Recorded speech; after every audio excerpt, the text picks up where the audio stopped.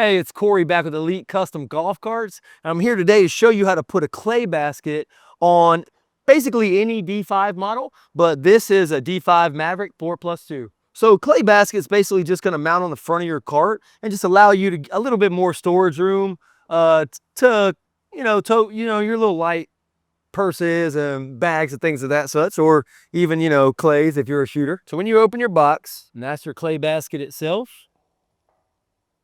you've got this little bag of hardware. All right, so now that we got our hardware bag all cut open, I'll show you what we got. These are just your brackets that are basically just gonna attach the clay basket to the cart. This is the hardware to attach the bracket to the clay basket. And these are the bolts that are gonna replace the bolts in your cart because you need them to be a little bit longer for the bracket. And that's all you got. It's a pretty simple process. And I'll go ahead and get started on showing you how to do it. First things first, you're just gonna lift this up to expose these two bolts. And basically what we're gonna do is we're gonna remove, well, this is the wrong one. We're gonna remove these bolts. We're gonna put this in here, and then we're gonna replace that bolt with this bolt. And it's just gonna be there like that. Before you take both of them loose or even one of them loose, you either wanna put something in here to like catch the windshield before it touches the cart, like some rags, or put a little prop to hold the roof up. And that's what I'm gonna do because I work in a shop where I have one. You can just stuff rags in here, and I'm probably gonna put some in there just to show you what I'm talking about. But I'm just gonna use this to support the weight of the roof so that if the weight of this falls, this doesn't hit the hood of your cart and damage it. And I like to be as precautious as possible because these bodies do damage pretty easily. So like I said, once you've lifted this up and exposed these, we're gonna get a 13mm. While this is supported, we're gonna go ahead and remove these two bolts. This can be a booger sometimes, getting these to line back up. All right, now you just see as I took those out, the weight kind of dropped on me. All right, so we're gonna open up our little bag of bolts here. And you can see these are a little bit longer compared to this bolt because now we have to go through the bracket as well. And like what I do is I take this hardware right here straight off the original bolt, straight onto the new bolt. How do we know which side is which? Yeah, this gap goes in and these need to be facing upward. And as I put it on, you'll kind of see exactly.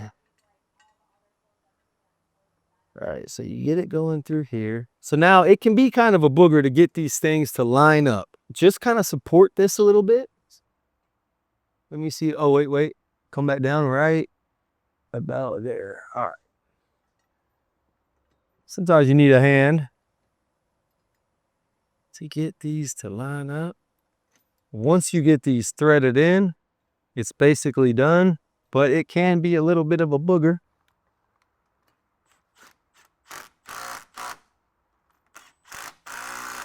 That was actually maybe the quickest I've ever gotten it done. Let's go. And then basically, we're just gonna repeat that process on the other side.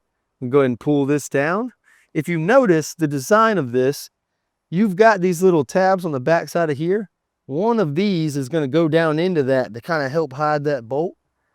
And then what I usually do is when I'm done, I take a self-tapping screw. Once I shove that in there, and then I just put it in there right there to kind of hide all those bolts. Otherwise, it will sit there, but you hit a bump and it comes back out. So you can.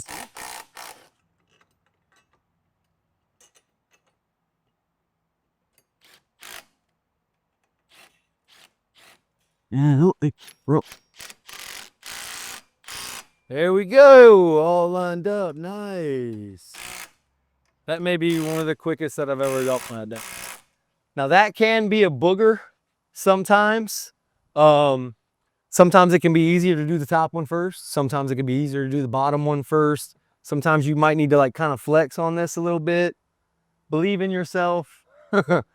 I know that it can be a little frustrating, but it can happen. Last step, we're almost there. We're gonna take this, we're gonna go nut washer on all of them.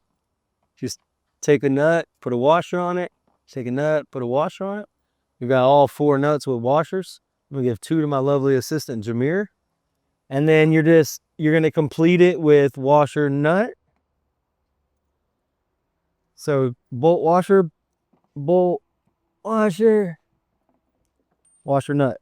I'm gonna gently place it. Yeah, I think it's gonna be, I think we're both, it's on the outside, yeah, inside. Yeah, put this inside. Yeah, like that. There we go. That's the best fit. And then you're just gonna take your bolt from the outside. Ah, stings. Like the paint on it's made it. All right, hold on. And this happens a lot. So with this black finish, the coating has added just, about, just a micromillimeter of space there, and it doesn't want to go in. So just use a drill and drive it through there with your drill first so that you can shove it in there.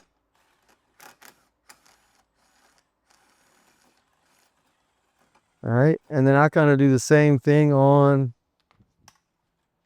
the actual brush guards. Get it going through there. As long as you know it's going to go through easily, you're good.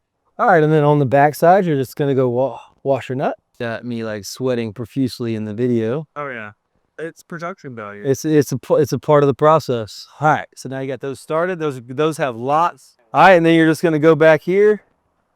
You can actually probably go from this side. Tighten it up. And like I said, this is a 17 millimeter nut and washer. And then you're just gonna do the same thing on the other side. And voila. Basically done right there, like the fully installed. I'll go an extra little bit and show you how to put this zip screw in the side right here to hide this, just so you can be styling and profiling. All right. And then I like to aim for, you can see where this bolt's at, and then that's probably where the slit's at. I want to aim right here in the middle. Get through the rubber. Then I'm gonna back it out. I already made myself a little spot right here. All right, you're just gonna drive this in.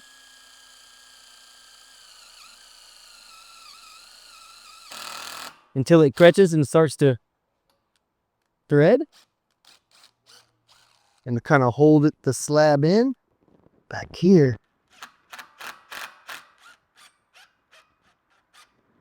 He's gonna tighten her up. Matter of fact, I might have tightened it a little too much. Let's back her up. Huh. You're just gonna have it looking kind of like that. Where you got those nuts heads covered so you don't get scraped, and it gives you a little better aesthetic there.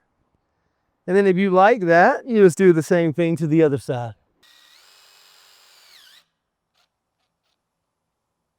Beautiful. Beautiful. First time, every time. All right, so this is Corey from Elite Customs. This is how you put a clay basket on a D5. That's that Mad Jack's clay basket. And start to finish, pretty easy job. Give us a like and subscribe. Follow us for more content.